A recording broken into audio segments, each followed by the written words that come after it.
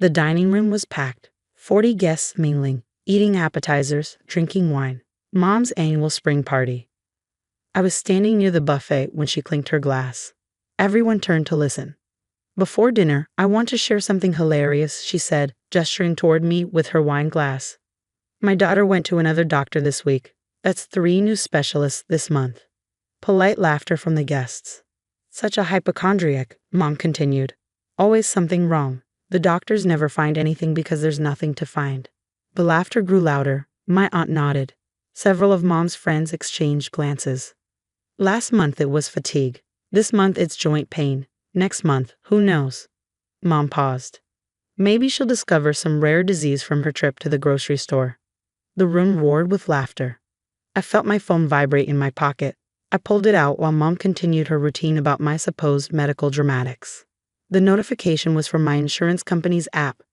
Prior authorization request pending review for Julia Thompson. Patient relationship, dependent. I opened the full notification. Oncology services. Chemotherapy treatment protocol. Estimated cost, $84,000 for the first round. Authorization required from policyholder. Mom needed cancer treatment, and she needed my approval to get it covered by insurance. I looked up. She was still talking. Something about how I'd missed Christmas last year because of a mysterious illness that cleared up right after the holidays. "Funny timing," I said, my voice cutting through the laughter. The room went quiet. Everyone turned to look at me. "Your cancer treatment authorization just came through," I continued. "It needs my signature, as the primary policyholder." Mom's face went white. The guests looked confused, then uncomfortable. "We'll discuss this later," Mom said quickly. "Sure. After you finish telling everyone how I make up illnesses for attention." I picked up my purse. "Enjoy the party." I walked out. The phone call started within an hour. My father called first. "You can't just announce your mother's medical information like that." She wanted to keep it private. "She was announcing my medical information," I said, "to 40 people, calling me a hypochondriac while I actually have autoimmune arthritis. But her cancer is private." "That's different. She's actually sick." "So am I, Dad. I have documentation, diagnoses, medication." "But she spent 5 years telling everyone I'm faking." "Just approve the insurance authorization. Don't make this difficult." "I'll think about it." I hung up. The backstory was complicated. I graduated college and started working at a tech company with excellent benefits. At 23, I had comprehensive health insurance. Mom lost her job that same year, downsized at 54.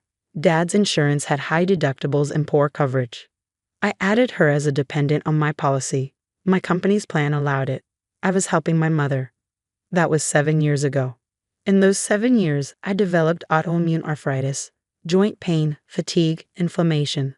I finally got diagnosed at 26, started treatment, learned to manage a chronic condition. And through all of it, Mom told everyone I was a hypochondriac, that I was dramatic, that doctors were humoring me. She said these things while using my insurance, while I paid the premiums, while I covered her because she couldn't afford her own coverage. I'd offered to show her my medical records. She refused. "I don't need paperwork to know my own daughter," she said. Now she had cancer, stage 2 breast cancer, treatable. Good prognosis with proper treatment, but expensive, easily $200,000 over the course of treatment. Without insurance, it would bankrupt her. With my insurance, the out-of-pocket maximum was $8,000. All she needed was my signature. My sister called next. "Mom's crying. She's terrified about the cancer, and now she's terrified you won't approve the treatment." She called me a hypochondriac in front of 40 people, while I actually have a diagnosed medical condition. But that was before she knew. Before she knew what? That I was telling the truth? She's had my diagnosis for 3 years. She's chosen not to believe it. This is life or death. You can't play games with her cancer treatment. I'm not playing games. I'm thinking about whether I want to continue providing insurance coverage to someone who publicly mocks my illness. "You're being cruel." She's been cruel for 5 years. I'm being thoughtful. I ended the call. That evening, I reviewed my insurance policy documents, read through the dependent coverage terms, looked at the authorization requirements for major treatments. As the primary policyholder, I had to approve any treatment over $50,000 for dependents. It was a cost control measure by the insurance company. For my own treatments, I could authorize automatically. For dependents, I had review and approval rights. I'd never paid attention to this clause before, never needed to. I also reviewed the process for removing a dependent from coverage. 60 days notice required, or immediate removal in cases of divorce, the dependent gaining other coverage, or no longer meeting eligibility requirements. Mom still met the eligibility requirements. She was my parent, under 65, with no other available coverage. I had the power to keep her on my insurance or remove her. I had the power to approve her treatment authorizations or deny them. For 5 years, I'd had autoimmune arthritis. I'd been in pain, exhausted, struggling to work through flares. Using the same insurance policy to see specialists, get treatments, manage my condition. And Mom had called me a hypochondriac, had made jokes at parties, had rolled her eyes when I canceled plans due to pain, had told extended family I was overdramatic. My phone rang again. Mom, this time, I answered. Please, she said, no preamble. Please approve the authorization. I'm scared. The oncologist wants to start treatment next week. Every delay reduces the effectiveness. When did you find out about the cancer? 6 weeks ago. I had the biopsy a month ago. Got the diagnosis 3 weeks ago. And you didn't tell me? I was processing it. I wasn't ready to tell the family yet. But you were ready to call me a hypochondriac at your party while you were dealing with a cancer diagnosis? Silence. Mom, I have autoimmune arthritis. It's documented by 3 different rheumatologists. I have elevated inflammatory markers, positive antibody tests, and visible joint damage on scans. I'm on immunosuppressant medication. This isn't in my head. I know. Do you? Because you just told 40 people I make up illnesses. You called me a hypochondriac. I was nervous. I was trying to seem normal, to have a normal party, while dealing with a cancer diagnosis. I wasn't thinking. You weren't thinking about me, about my actual medical condition, about the fact that I was standing there with a real illness while you mocked me for faking. I'm sorry. Are you sorry, or do you need my insurance approval? Both. Please. I'll apologize publicly if you want. I'll tell everyone I was wrong. Just please approve the treatment. I'll think about it, I said, and hung up. I spent 2 days thinking about it. I read articles about cancer treatment delays, researched breast cancer prognosis, looked at survival rates with and without proper treatment. I also read articles about chronic illness and family support, about medical gaslighting and the psychological impact of having your illness dismissed by the people who should believe you most. My father showed up at my apartment on the 3rd day. The doorman called up. Let him come up, I said. Dad looked exhausted. Your mother is having panic attacks. She's convinced she's going to die. The treatment hasn't been denied. I just haven't approved it yet.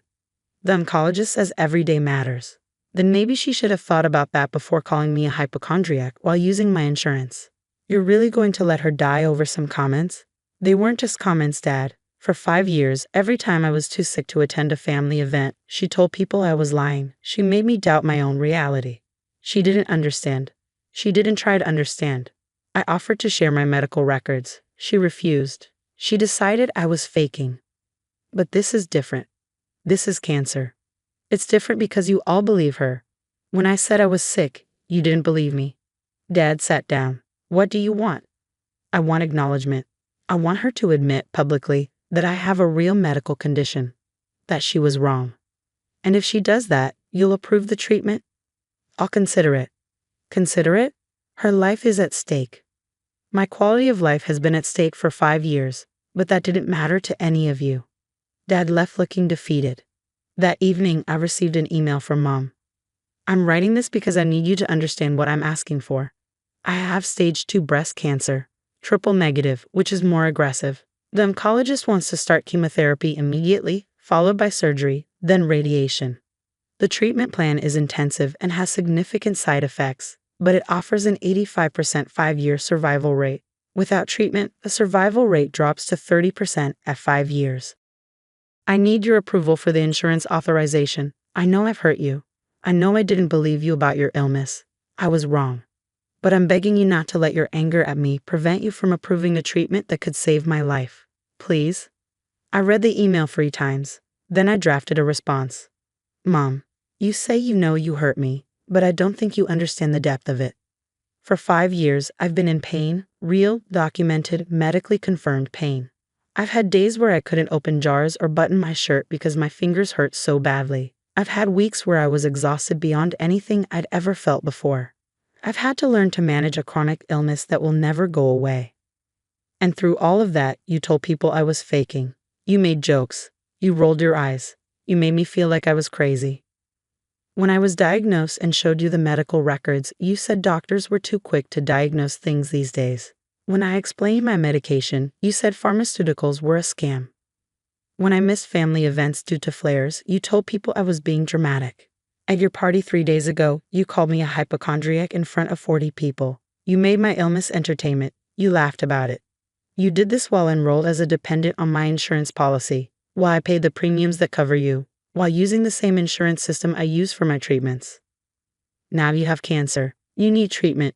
You need insurance approval. And suddenly, medical conditions are real. Suddenly, illness is serious. Suddenly, doctors are trustworthy. The difference is that people believe you. I'm going to approve your treatment authorization, not because you deserve my help, but because I'm not willing to let someone die, even if they've been cruel to me. But I'm also removing you from my insurance policy effective 60 days from now. That gives you 2 months to find alternative coverage, dad's insurance, a marketplace plan, whatever you can afford. Your cancer treatment will be covered through this initial authorization and any follow-up treatments within the 60-day window. After that, you're on your own. And I want you to send an email to everyone who was at that party explaining that I have a real medical condition, that you were wrong to call me a hypochondriac, that you apologize for dismissing my illness. If you don't send that email within 1 week, I'll reverse my approval of the authorization and accelerate your removal from my policy. Those are my terms. I sent the email, then logged into my insurance portal and approved the oncology authorization.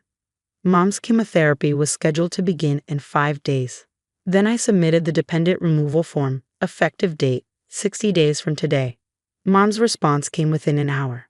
Thank you. I'll send the email tomorrow. The email went out the next day to everyone on her party list. I need to apologize for something I said at my recent party.